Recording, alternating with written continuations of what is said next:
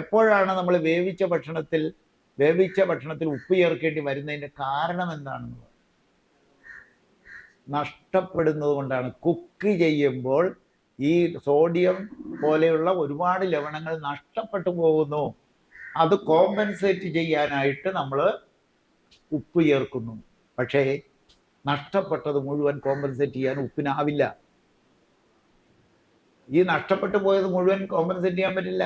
ആ സ്വാദിൻ്റെ കാര്യത്തിൽ മാത്രമേ ഇച്ചിരി സഹായിക്കുക മാത്രമേ ചെയ്യുന്നുള്ളൂ. അതേസമയം ഡയറക്റ്റ് ആയിട്ടുള്ളത് കൺസ്യൂം ചെയ്യണമെന്നുണ്ടെങ്കിൽ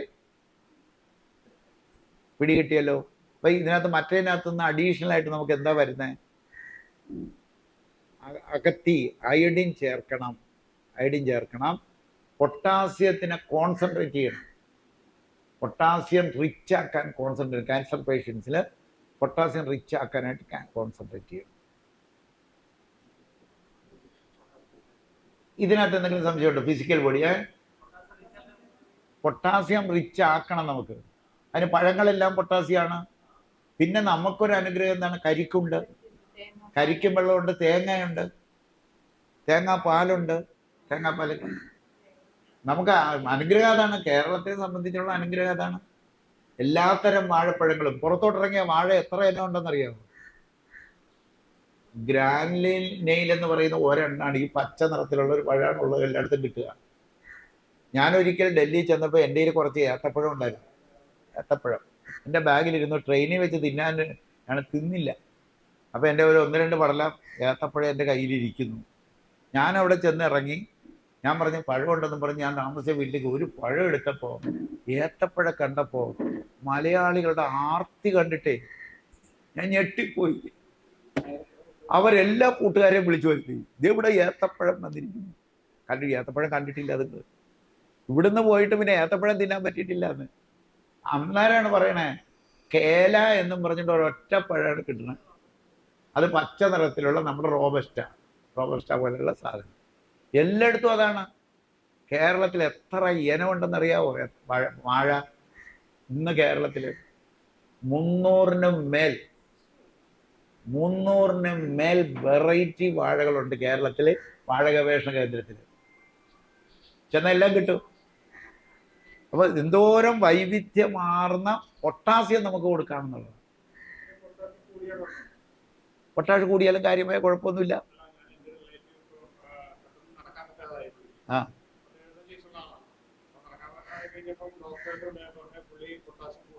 അത് കിഡ്നി രോഗം. അതായത് എക്സസ് വരുന്നത് കിഡ്നിയിലൂടെ വെളിയിൽ പോകേണ്ടതാണ്. കിഡ്നിക്ക് രോഗം വന്നാൽ എന്തായിരിക്കും? രക്തത്തിലെ ക്രിയാറ്റിൻ പോയില്ല, പൊട്ടാസ്യം പോയില്ല, ഇത് രണ്ടും കൂടും. അങ്ങനെയുള്ളവർക്ക് എന്താ പറ്റണേ? പൊട്ടാസ്യം ഉള്ള പഴം കൊടുക്കാൻ പറ്റില്ല. വെള്ളം പോകില്ല. വെള്ളം പോകാതിരിക്കാൻ വേണ്ടി വെള്ളം കുറവേ കൊടുക്കൂ. ഇതൊക്കെയാണ് അവർ ചെയ്തിട്ടിരിക്കണേ. അപ്പം നമുക്കിത് റിവേഴ്സ് ചെയ്യണമെന്നുണ്ടെങ്കിൽ ഇതുപോലെ ഒരു വിധിച്ച അന്നത്തിലേക്ക്, അന്നം എന്ന് പറയുന്ന കൺസെപ്റ്റ് എടുക്കണം. ഭക്ഷണം എന്ന് പറയുന്ന കൺസെപ്റ്റ് മാത്രം എടുക്കരുത്. അന്നത്തിലേക്ക്. ഫിസിക്കൽ ബോഡിക്ക് ഇത് ചെയ്താൽ 1 ഡിഗ്രി പോലും ക്യാൻസർ അഡ്വാൻസ് ചെയ്യില്ല. അവിടെ അറസ്റ്റ് ചെയ്യപ്പെടും. അതൊന്ന്. മറ്റൊന്ന്, മെൻ്റൽ ബോഡി പവർഫുൾ ആക്കണം. കാരണം 90% ക്യാൻസറുകൾ സൈക്കോളജിക്കലി ലിങ്ക്ഡ് ആണ്.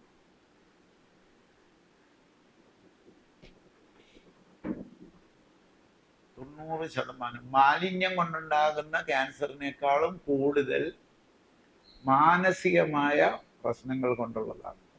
അതായത് ആരുടെങ്കിലും വൈരാഗ്യം, വെറുപ്പ്, എന്തിനോടെങ്കിലും വല്ല ഭയം, ഈ മാതിരി സാധനങ്ങൾ ഉള്ളിൽ വെച്ചിട്ട് നടന്നാൽ അത് ക്യാൻസറിൻ്റെ കാരണങ്ങളാണ്.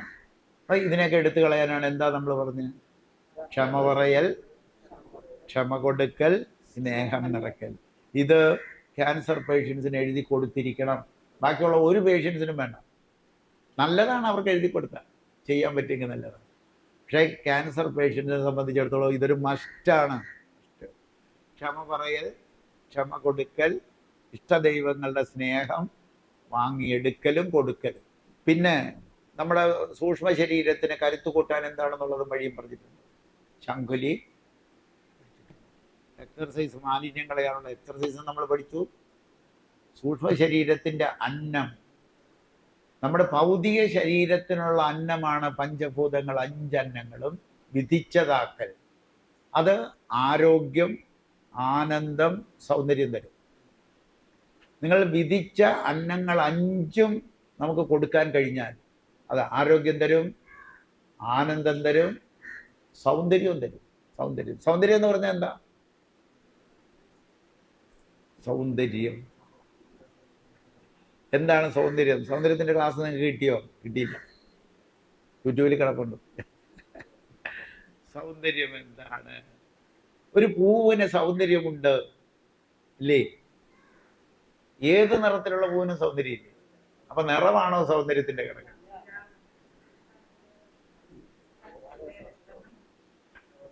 ഇതളുകളുടെ ചേർച്ചയാണ് പൂവിൻ്റെ സൗന്ദര്യം. അതല്ലേ? ഇതളുകളുടെ ചേർച്ച, അടുക്കി വെക്കുന്ന രീതിയിൽ പ്രകൃതി അങ്ങനെയാണ് അത് അടുക്കുക. ചേർത്ത്, ഒന്നിനോട് ചേർത്ത് മറ്റൊന്ന് പറ്റുന്ന, അത് യൂണിയനായിട്ട് നിൽക്കണം. ഇതളുകളുടെ ചേർച്ചയാണ് പൂവിൻ്റെ സൗന്ദര്യം. അവയവങ്ങളുടെ ചേർച്ചയാണ് ശരീരത്തിൻ്റെ സൗന്ദര്യം. അപ്പം നിറം അവിടെ പ്രസക്തിയല്ല, അവയവങ്ങളുടെ ചേർച്ച.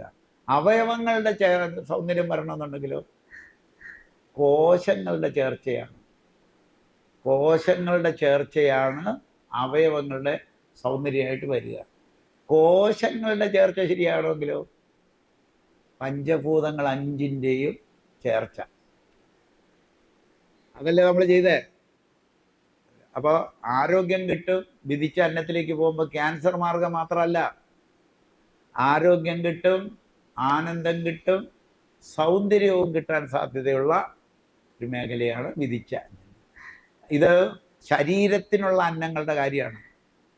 എന്നാൽ നമ്മളുടെ ജീവന്, സൂക്ഷ്മ ശരീരത്തിന് ഒരു അന്നം വേണം.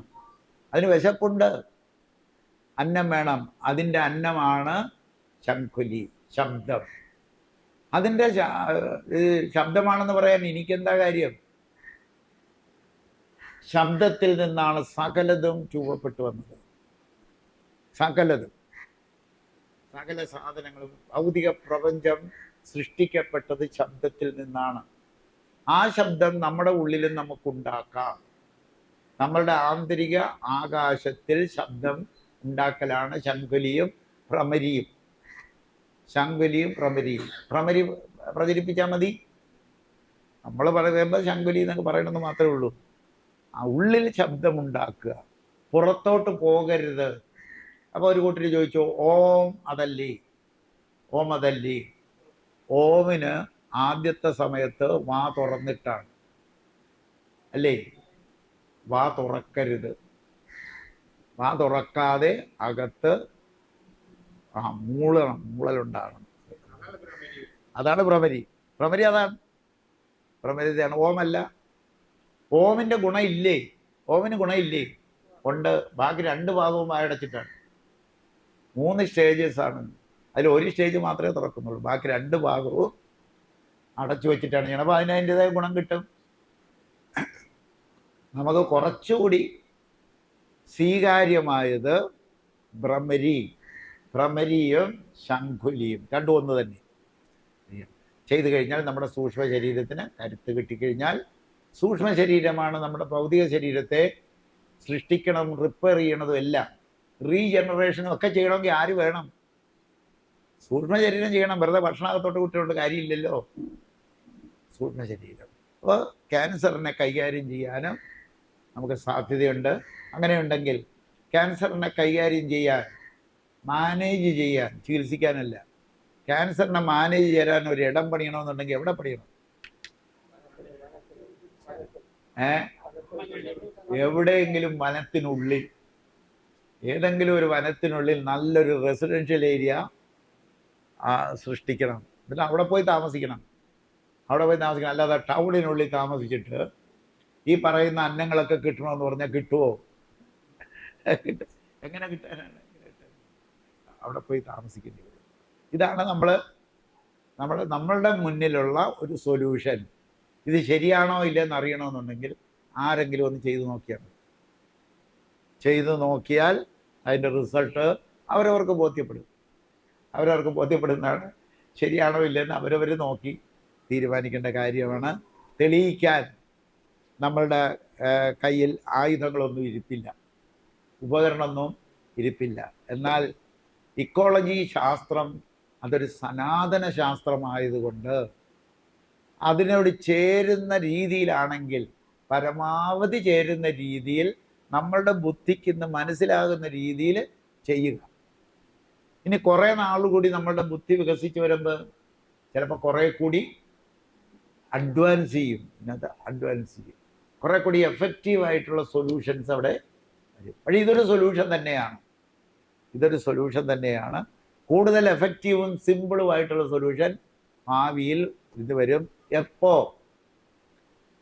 എപ്പോഴാണ് പുതിയത് കിട്ടുക?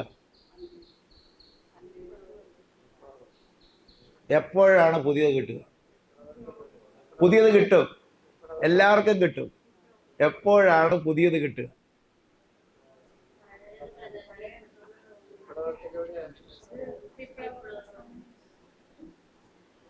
പുലികളാണ് എല്ലാവരും. അറിഞ്ഞത് അനുഭവിച്ച ശേഷം മാത്രം. നിങ്ങൾക്ക് പുതിയത് കിട്ടില്ല. അല്ലെങ്കിൽ അറിഞ്ഞ കാര്യങ്ങൾ പുറത്തേക്ക് പറയാതെ എനിക്ക് പുതിയത് കിട്ടില്ല. മനസ്സിലായില്ലേ? അറിഞ്ഞ കാര്യങ്ങൾ നിങ്ങൾ ചെയ്ത് അനുഭവിച്ചാലേ നിങ്ങൾക്ക് പുതിയത് കിട്ടൂ. അല്ലെ പുതിയത് തരില്ല പ്രകൃതി. എന്താ കാര്യം? ഇതിന് കൊടുത്തിട്ടൊരു കാര്യമില്ലെന്ന് പ്രകൃതിക്ക് മനസ്സിലായി. അറിഞ്ഞത്രയും നമ്മൾ അനുഭവിച്ചുകൊണ്ട് മുന്നോട്ട് പോകണം. അപ്പോൾ സംഗതി ശരിയായി മുന്നോട്ട് പോകാൻ പറ്റും. ക്യാൻസറിനെ പേടിക്കേണ്ട കാര്യമൊന്നുമില്ല. ക്യാൻസറും ഷുഗറും ഓട്ടോ ഇമ്മ്യൂൺ ഡിസീസും ഒന്ന് തന്നെയാണ്. രോഗം ഒന്ന് തന്നെയാണ്. നമ്മൾ ഷുഗർ എന്ന് പറഞ്ഞാൽ ഒരു പേടിയില്ല. ഏറ്റവും കൂടുതൽ പേടിക്കേണ്ടത് ഈ ഷുഗറിനെയാണ്. പക്ഷെ നമുക്കൊരു പേടിയില്ല. എന്താ കാര്യം? എല്ലാവർക്കും ഉണ്ട്. ഇപ്പോൾ എല്ലാവർക്കും ഉണ്ട്. പണ്ട് കാലത്ത് കാശുള്ളവർക്ക് മാത്രം വരുന്നതായിട്ടായിരുന്നു കണക്കാക്കിയിരുന്നത്. ഇപ്പം അങ്ങനെയല്ല, എല്ലാവരും ഈക്വലായി.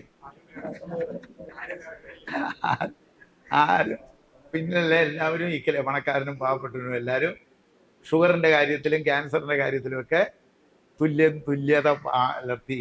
അവിടെയാണ് ജനാധിപത്യം എല്ലാം പാലിക്കപ്പെട്ടിരിക്കുന്നത്. പക്ഷേ അയഡിൻ ഉണ്ട്, ബാക്കിയുള്ളതൊക്കെ കുറേശ്ശെ കിട്ടുമെന്നുണ്ടെങ്കിൽ കൈകാര്യം ചെയ്തുകൊണ്ട് പോകും. ഇനി ഈ ട്രേസ് എലമെൻ്റ് എല്ലാം നമുക്ക് കൊടുക്കണം. എന്ത് ചെയ്താൽ മതി? നമുക്കൊരു ക്യാൻസർ പേഷ്യൻറ്റിന് കൊടുക്കണം. എന്ത് ചെയ്താൽ മതി? കടൽ വെള്ളം എടുത്ത് കടൽപ്പായിലും ഇട്ട് കക്കാ പൊടിച്ചതും ഇട്ട് തക്കാളിയും പൈനാപ്പിളും കുക്കുംബറും ഒക്കെ ഉണ്ടാക്കി കഴിക്കണമെങ്കിൽ എല്ലാ ട്രേസ് എലമെൻറ്റും കൊടുക്കാൻ പറ്റും. ഒരു കുക്കുംബർ ഉണ്ടാകാൻ 45 പൊക്കം കുക്കുംബർ വള്ളിയിലുണ്ടാകും. 30 ദിവസം കഴിയുമ്പോൾ പറിച്ചെടുക്കാൻ പറ്റുന്ന തലത്തിലേക്ക് വന്നു. 10-45 വർഷം 45 ദിവസം കൊണ്ട് നമുക്കൊരു പ്രൊഡക്റ്റ് ഉണ്ടാക്കിയെടുക്കാൻ പറ്റുന്നേ ഉള്ളൂ. എല്ലാ ട്രേസ് എലമെൻറ്റും കൊടുക്കാൻ വേണ്ടി തക്കാളി കൃഷി ചെയ്യണം. എല്ലാ ട്രേസ് എലമെൻറ്റുകളും കൊടുക്കാൻ വേണ്ടിയിട്ട് പൈനാപ്പിൾ കൃഷി ചെയ്യണം. ഇങ്ങനെ കൃഷിയിൽ മാറ്റം വരുമ്പോഴാണ് ഇതൊക്കെ ഒഴിഞ്ഞൊഴിഞ്ഞ് പോവുക. ക്യാൻസറൊക്കെ ഒഴിഞ്ഞു പോവുക. ഇനി എന്താ സംശയം? ഇതിനകത്ത് പിടികിട്ടിയില്ലേ? സാറിന് മനസ്സിലായില്ലേ? നമുക്ക് എത്രമാത്രം വരാൻ പറ്റിയെന്ന് നോക്കുക. വരാൻ പറ്റാത്ത എങ്ങനെ മേക്കപ്പ് ചെയ്യാൻ നോക്കുക.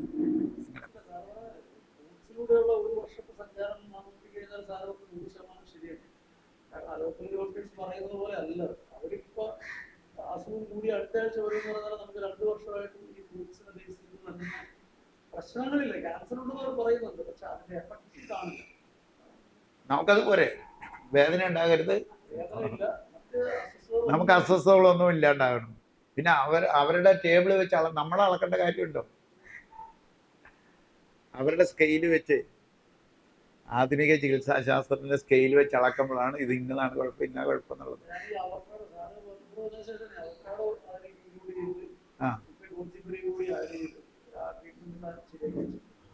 ഗോജിബറി ആഡ് ചെയ്തു, പ്രോട്ടീനും ആഡ് ചെയ്തു.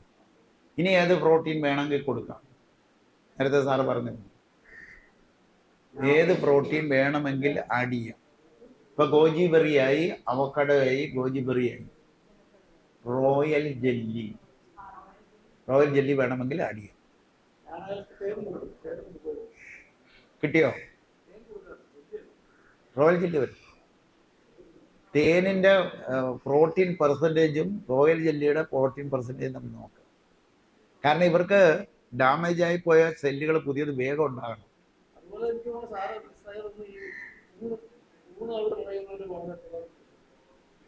കൂണ് ഇക്കോളജി എടുക്കില്ല. ഇക്കോളജി കൂണെടുക്കില്ല.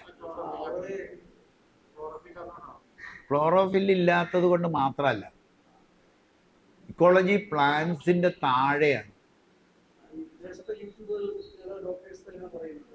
ഏത്?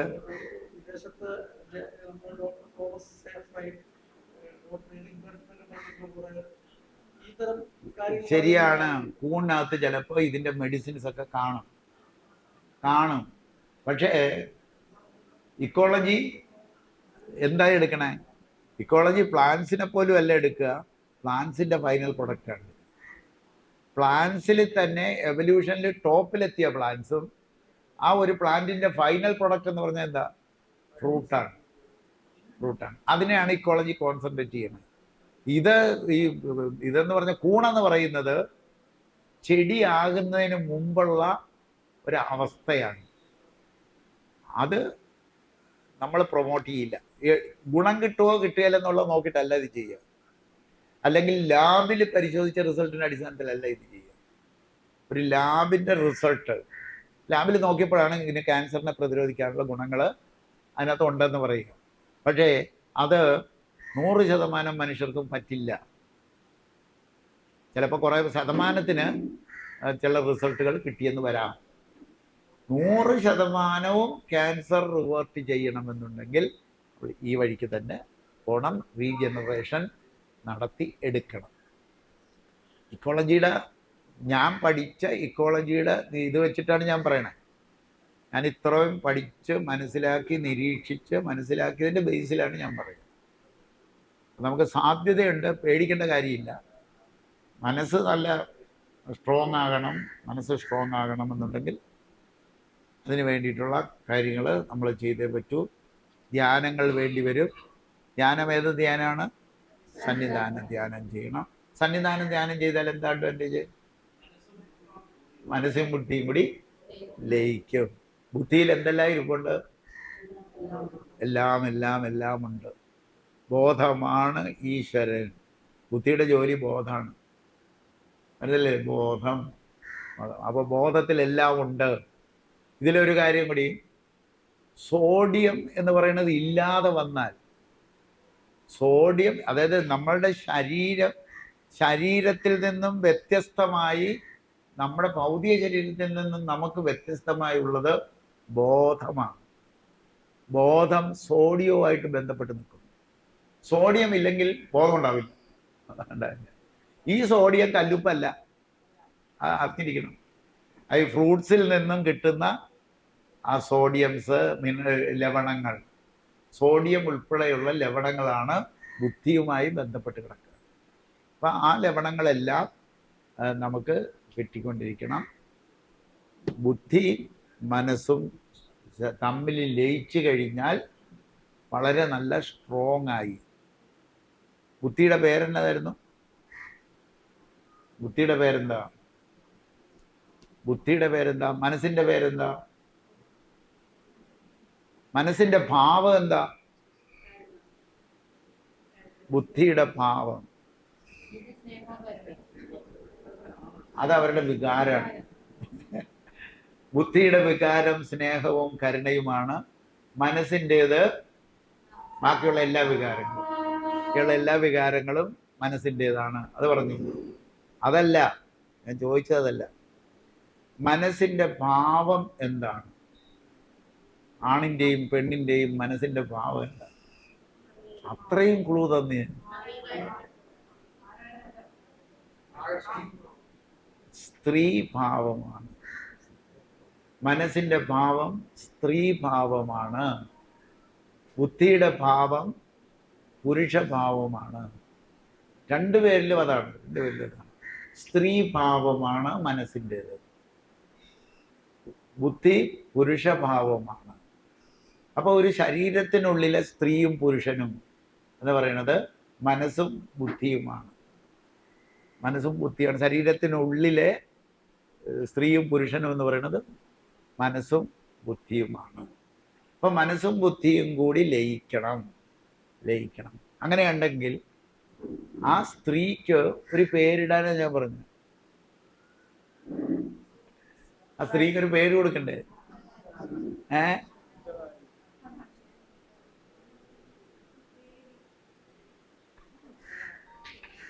ശ്രദ്ധ. ആ പെണ്ണിന്റെ പേരാണ് ശ്രദ്ധ. മനസ്സ്, നമ്മുടെ ശരീരത്തിനുള്ളിലെ മനസ്സെന്ന പെണ്ണിന്റെ പേരാണ് ശ്രദ്ധ. ബുദ്ധിയുടെ പേരാണ് ബുദ്ധൻ.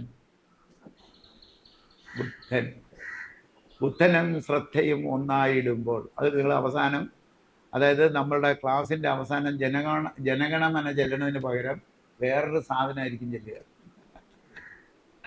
തുടക്കം നമ്മൾ വേറെയല്ലേ ചെല്ലണം. അതുപോലെ തന്നെ ജനഗണമന ചെല്ലുന്നത് നമ്മൾ ഒന്നാകുന്ന കാര്യമാണ്. അപ്പോൾ നമുക്കൊരു വേറൊരു വിധത്തിലെടുക്കാം. നമ്മളുടെ ശരീരം ഒരു രാജ്യമാണെന്നിരിക്കട്ടെ. നമ്മളുടെ ശരീരം ഒരു രാജ്യമാണ്. അപ്പോൾ ഒരു രാജ്യമാകുമ്പോൾ അതിനൊരു തലസ്ഥാനം വേണ്ടേ? അപ്പം നമ്മുടെ ശരീരത്തിലെ തലസ്ഥാനം എവിടെ?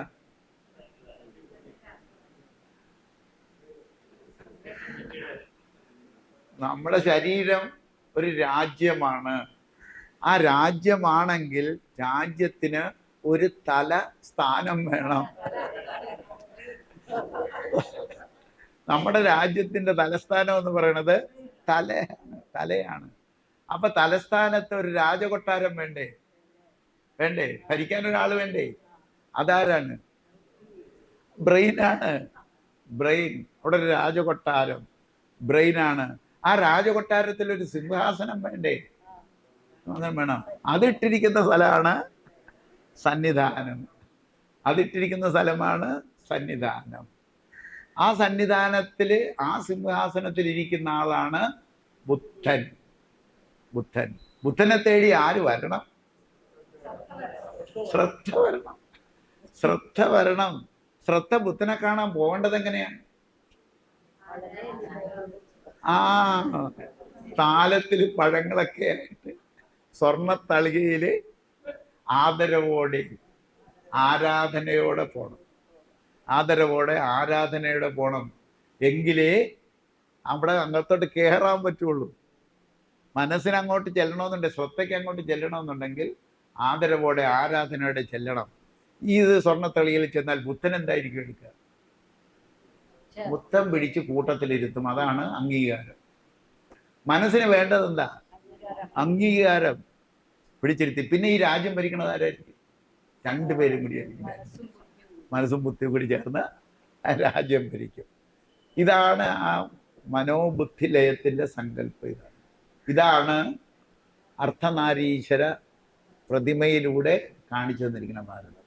അർദ്ധനാരീശ്വര സങ്കല്പം ഇതാണ്. അല്ലാതെ സ്ത്രീ പുരുഷ ഭാവങ്ങൾ ഉണ്ടെന്നറിയാം.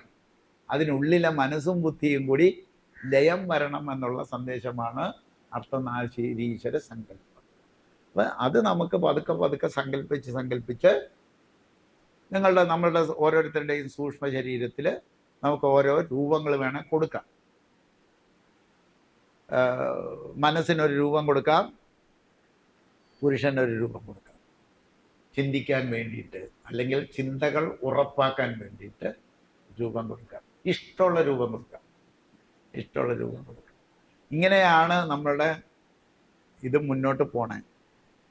ഇത് മനസ്സിലായില്ലേ? ഇപ്പൊ രാജ്യം ഭരിക്കാൻ പഠിച്ചല്ലോ.